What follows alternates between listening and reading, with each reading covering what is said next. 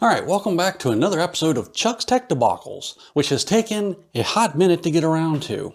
As you can see, I've got stuff because I'm planning on building a computer with a purpose.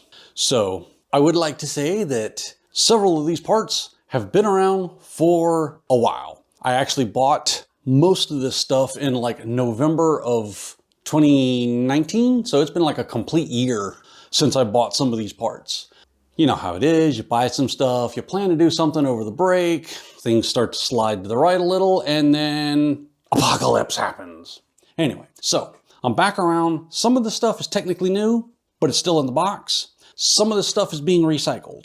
I'm using old parts to make a new machine.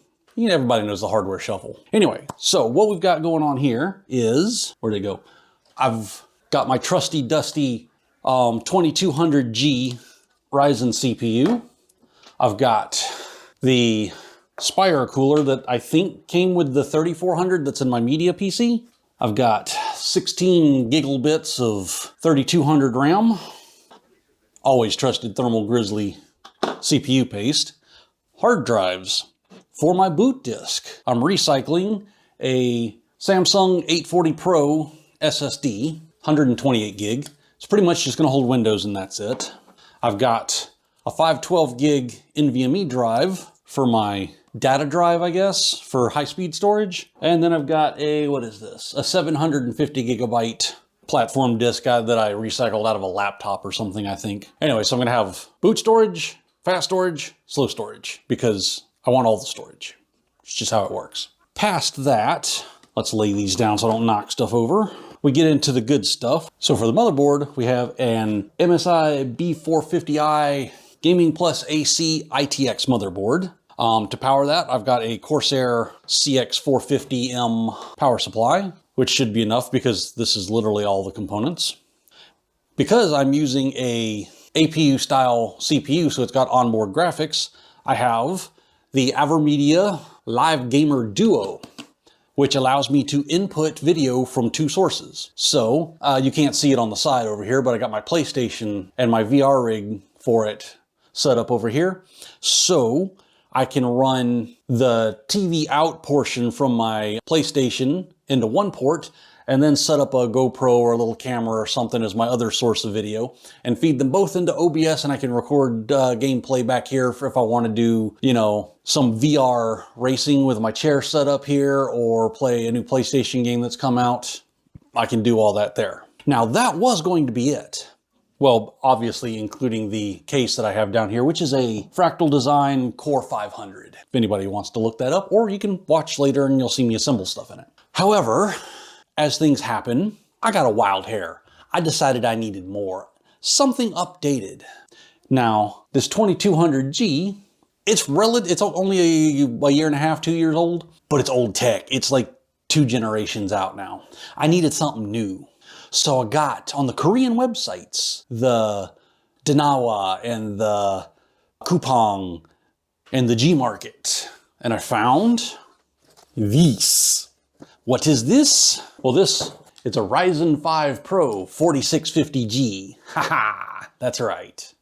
And of course, literally the day I bought this, they announced that they were gonna release the 5000 series APUs. Haha, it's my luck, that's how I roll. But 6 cores, 12 threads, and built-in Radeon graphics. This is gonna be a little more worthy than this. This would probably work, but hey, always get the new stuff. So I'm actually, because if you see on the box for this one, it says, if you can even see it, Ryzen 2000 series ready. This is a Ryzen 4000 series. It's a little out of date.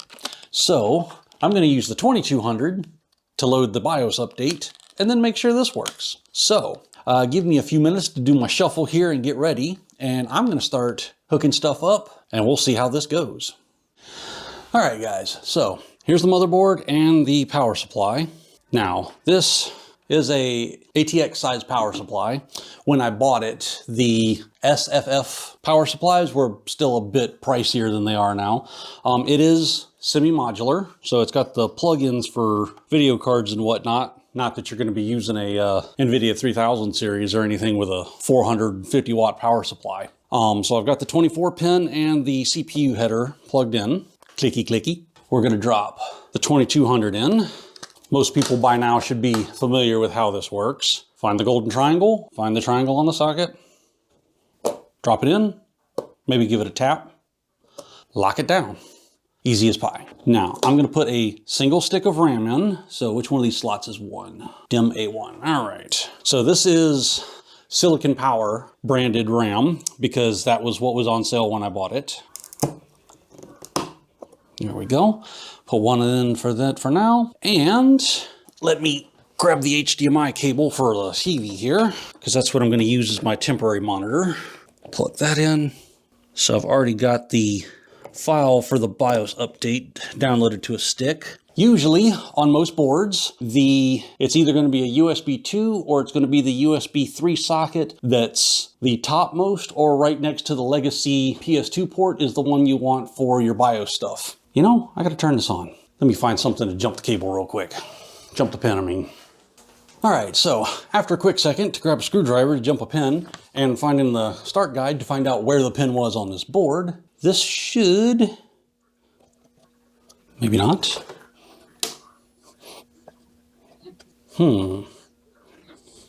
Well, duh, it helps if I turn the power converter on.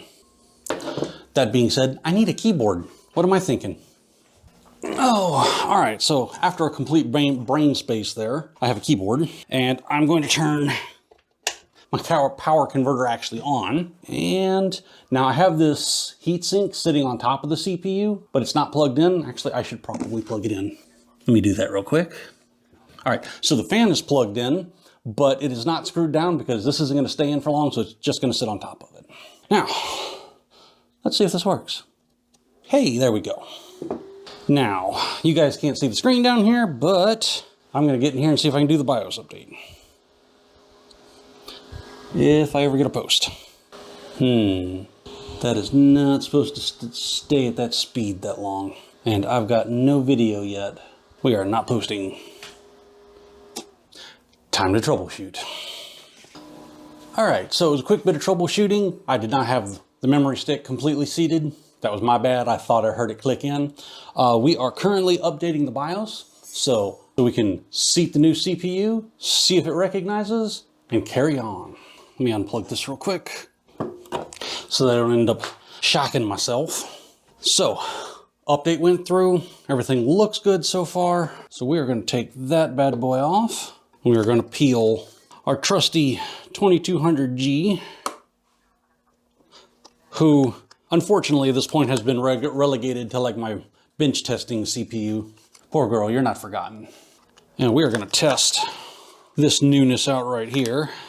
So, find the triangle, drop it in. Now, I'm just gonna set this back on here for now so that we can test and make sure it gets into the BIOS and whatnot, that it recognizes the actual CPU. Power, switch.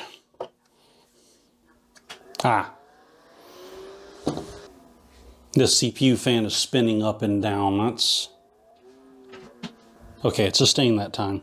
Keyboard lights on. Let's see, what do we got here?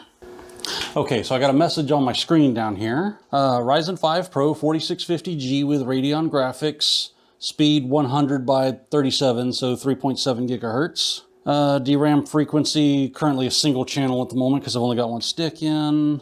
USB device total, 1 keyboard. That's correct at the moment. Devices changed, CPU or memory or CMOS has been cleared. Please enter setup to configure system. Okay, so F1 for setup. All right. For the moment, I'm gonna leave all this stuff stock. I just wanna see what it says. Make sure my it reset my integrated graphics. So since this is in onboard integrated graphics, we are gonna set it to integrated graphics. I don't know what the difference between force and game mode is. Okay, so force allows me to choose the size, allows me to choose the size of the RAM buffer, which used to max out at 2 gigabytes, but now I have options for 3, 4, 8, and 16 gigabytes. Interesting. Well, since I'm gonna be using this to capture 2 1080 streams, if I can go more than 2 gigs, I'm gonna go more than 2 gigs. I'm gonna set it to 4. Let's see how that works. So back out of that, what other options do I got? LAN's enabled, Wi-Fi is enabled, HCI mode. Going to enable the bar support, which is a thing with the 5000 series chipsets. I don't know if that has anything to do with these 4000 ones because they're an odd in-between step, but I'm gonna turn it on just in case. All right, that looks decent. USB configuration, yep, leave that. I'm not gonna bother with the overclocking at the moment. Okay, so let's save and reboot. Guess whenever it does its retiming or whatnot, you can hear the fan kind of spin up and then fall down, spin up and fall down. And it takes it a minute to catch up. All right, so that seems to have taken those settings. So now let's go and set the RAM frequency. That's 3200 Cas16, which isn't particularly speedy or anything, but it was on sale when I bought it. Save that and reboot. And while that is off, I'm going to add my second stick of RAM. Make sure I lock it all the way down this time.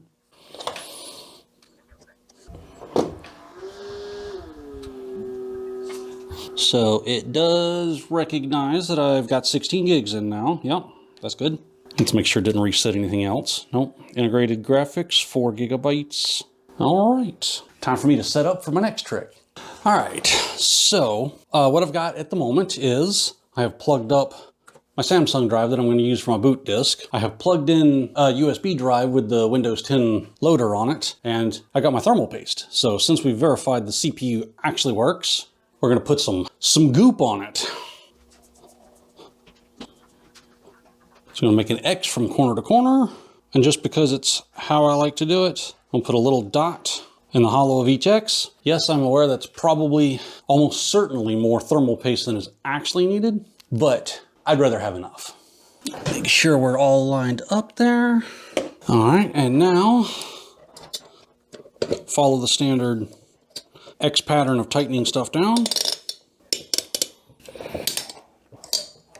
Now, this isn't car stuff. Don't torque it. You just spin it until it stops going. That will be tight enough. It's electronics, not mechanicals. So we got our thumb drive in, we got our hard drive connected, we got our RAM in, we got our CPU down. Let's turn that back on and go find a mouse. I'm gonna go find a mouse. Stay. All right, mouse located and installed.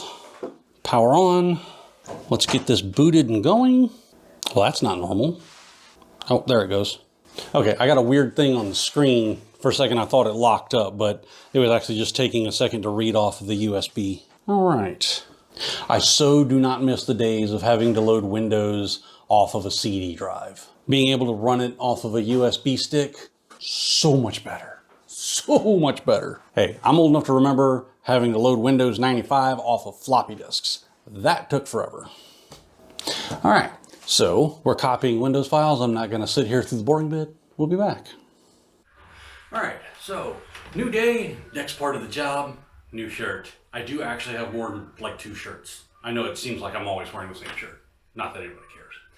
But we got snow outside this morning. So it's a little bright coming in the window, even on the 13th floor.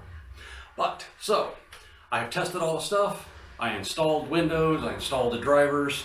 I did run into an odd little problem where I installed the MSI RAID drivers, which I'm not running RAID, so I didn't technically need, but I noticed after I did that, my NVMe drive disappeared. So it took me a few minutes digging through the device settings and whatnot, but I did find where it had installed one of the RAID bottom drivers or something like that.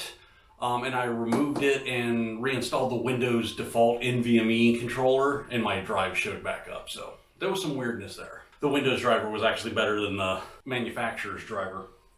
Anyway, so next we're on to this thing. Haha, I'm going to unbox it. All right, just try not to knock anything off the table. There we go. Ooh, static. Shocking experience. That one off. Manual.